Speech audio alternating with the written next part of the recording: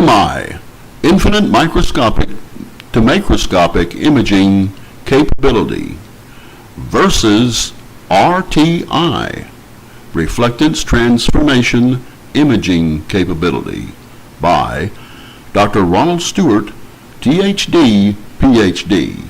Copyright 2017, all rights reserved. Images and/or videos are given credit when possible. This video is made under the United States copyright disclaimer under Section 107 of the United States of America Copyright Act of 1976, which allowance is made for what is determined as fair use, for such purposes as criticism, comment, news reporting, teaching, scholarship, and research. Fair use is a use permitted by United States copyright statute. Images used are here at the Freer-Sackler website. RTI is a system that was invented in about 2013. But exactly just what is it? It is a technique that is called reflectance transformation imaging, which creates sort of a hyper-realistic digital surrogate that are interactively controlled by the viewer. This method is based upon the synthesis of multiple digital images of a subject in a fixed position collected from a fixed camera position. The technique involves the capture of multiple images with the subject and camera position fixed and a source of varying light as follows. According to when you buy the equipment, this is sort of what it looks like. A camera is fixed as we see in the upper top left middle part of the image above. Once this is fixed in position, then the viewer can use a computer behind that to fix a position of the RTI system to be able to focus in on whatever part of an archaeological artifact they want to use or try to promote or try to study, etc. However, in addition to this, what is also needed is the correct formulation of light, as seen here. Above in the upper top right corner, we can see the camera. In the lower left bottom corner, we can also see the light that would be needed in order to reflect upon the archaeological artifact in just the right way to be able to help enhance the imaging and the photography that's being taken of the RTI image and system. There are different kinds of systems, but then what would take place after this is that once all these things are situated, a person would then go back to the computer and then be able to concentrate and focus in on the archaeological artifact. This is used by museums, archaeologists, historians, etc. in many different places around the world. However, the question needs to be asked, how does the RTI system compare against what is known as MI as far as its archaeological capabilities are concerned? We're now going to give that further examination. Here at the Freer-Sackler website, as we scroll down, we're going to take this image seen here that is white in color, and then a middle image, and then another image to the far right, and we're going to explain this more now as follows. The image seen to the far left is the original image that is known at the archaeological site known as Nakish Rustam. In English, this translates the throne of Rustam. This was considered to be a sacred mountain range, as we now see as follows. This is known as the Kingdom of Rustam. It was a mountain range that existed back in about the 4th and 3rd centuries BCE. Became a burial site for 4 Achaemenid rulers and their families, as well as a major center of sacrifice and celebration later on in the 7th century BCE. The original image that we showed earlier was of an artifact taken from inside the tomb of Darius I. As aforementioned, the left image is the original image of an artifact that was taken from the tomb of Darius I. These other families also were entombed there as well. In the middle image, what we see is the RTI original image on the left, or the original image on the left, and the middle image represents the original image on the left in transitional formation in becoming the finished RTI image as seen to the far right. What we're going to do here is we're going to take the original, we're going to take an area of this original image, and we're going to take also the one in the middle, the transitional image, and the finished RTI image to the right, and we're going to show not only what the entire image looks like when it's enhanced from the RTI capability versus the MI capability, but we're also going to specifically concentrate on one small area of the image itself, and then we're going to compare that in extreme close-ups and see what that looks like as well. In other words, it'll look more like this. Here is a larger close-up of the original image, the transitional image in the middle, and also the one on the far right, the finished RTI image. But right there, where the small little hand is circling around and around, is the area we're going to concentrate on. That is going to develop into something that is going to be quite unusual. It has something to do with the kings that are buried in this tomb. Of course, here we also see that on the RTI finished image is the area we want to concentrate on, is right there as well. However, as we continue to do this, we're going to be a little more specific in showing where that specific area is again in the original image. And we have reasons for doing this that we'll explain later on in this video. Now, right there is a closer view of the small little hand that's showing that image right there, which is quite faded. Where the arrow points right there may be a profile image of the first king with a crown on his head looking to the right. Now, it's very hard to make out here, but we've now positioned this small yellow and black box outline, as we outline it here, to show where the image specifically is.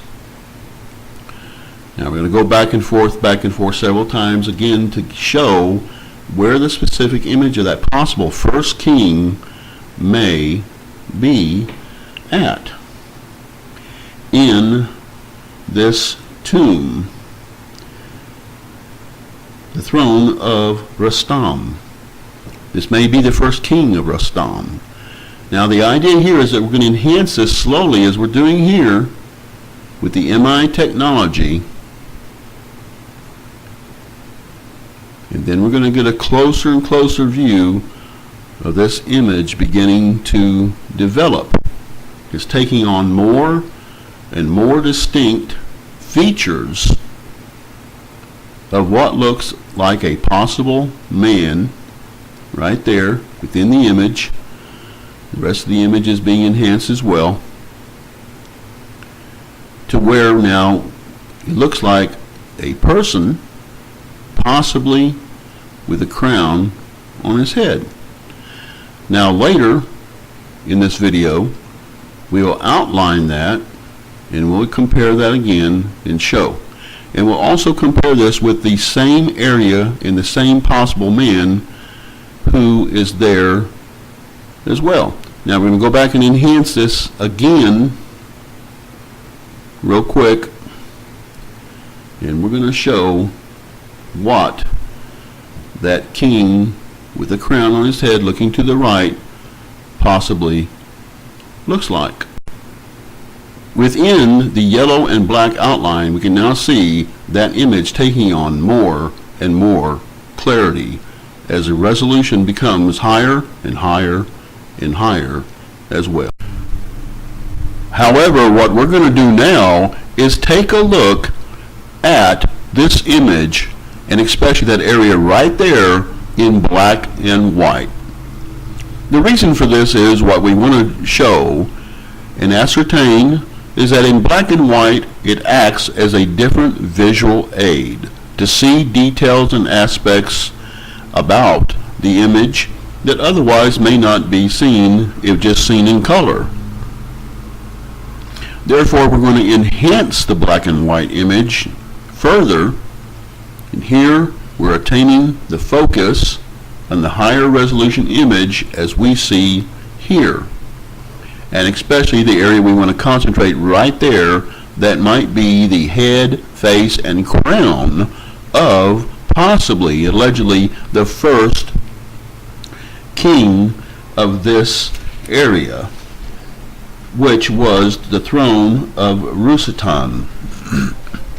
So, what we want to see here now, what we have done is now eliminate the background and the first approach of what is known as bokeh.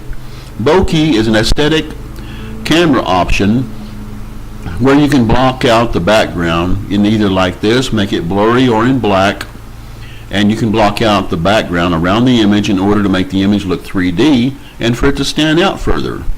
This is what we've done here in the first aspect. Next, what we'll do is we'll continue to take a look at this, and we're going to go through this again and show the area right there and where the background has been eliminated, except for with what is within the circle-like area, and that's what we're taking a look at again to show that there and here we see it a little bit more as we zoom into it, and we can see what appears like a face looking to the left or our right and looking kind of up at an angle as though is looking heavenward. Once we evaluate, now what we want to show is that the first original image on the left and the RTI image right there in the area we're concentrating on in the upper left corner of the possible first king of the kingdom of the throne of Rustam, then what we want to show is that the image below, the MI image, is far, far greater, much detail, enhanced, and higher resolution than the original image. Now the second RTI image on top, in transition, again, we see that the MI image below has much, much more and greater detail. Then we come to the finished enhanced image of the RTI system, which is the reflective transformation imaging process. And here we have also helped to understand how much more resolution and detail and lost historical data and archaeological data that the images, the MI images, have on the bottom. Therefore, when you compare the MI images to the 3 images on top of the RTI program, the MI program surpasses it to a much, much higher degree. And a person would want to use the MI program compared to the RIT program. Now, what we also need to show is that in the next image, now we see it in color, minimal color. So when we see it in minimal color, we even have a higher degree of proficiency with the MI program. Now, we're going to give the area that may have the face and crown and head of a possible first king of this area and of Rustam, and what we're going to do is compare where number 1 is and number 2 and number 3. Number 1 is the original image in the area that we're concentrating on, and where the arrow points to marked A, that is an enlargement of number 1, which is the original image, and where the possible first king of Rustam is located. But yet, when we take a look at it, it is not even enhanced at all. Now, when we look at number 2, which is the transitional image between the original image that had not had RTI applied to it, the transitional image number 2 is supposed to be better than number 1. And where the arrow points downward from number 2, B is the enlargement of the area that we see above in the yellow oval outline. That we also should be the king of Rustam. But we do not see that, and we do not see an enhancement thereof. Even when we look at the higher finished RTI image, what we see where the arrow points down from the number 3, which is marked C, which is an extreme close-up, again, yes, it is better than number 1 or number 2 or A or B, but still it fails to show any greater detail what may be the face, head, and crown of a possible first king of Rustam. Therefore, even in the smaller detail and area that we've just examined, the MI technology is much, much greater in prolificness and its ability to show detail in archaeological artifacts, where we see here number 4 to the far right, and where we have the V-shaped projection projecting away from there. The area marked D is what the image looks like when it's enlarged. Now, bokeh has also been applied to E, which we see.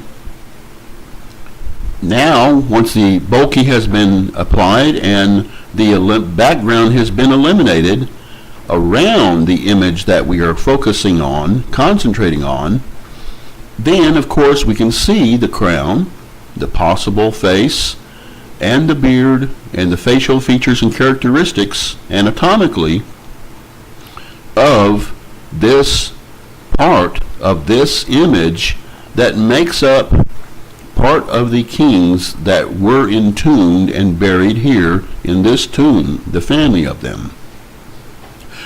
But what we're going to take a look at even more so is get a closer look at this king, this first king of Rustam, and we see to the left the way the image looks. But now we look to the far right, we're going to start taking a look at some of the details. Right there is the crown, where the 2 pointers point to.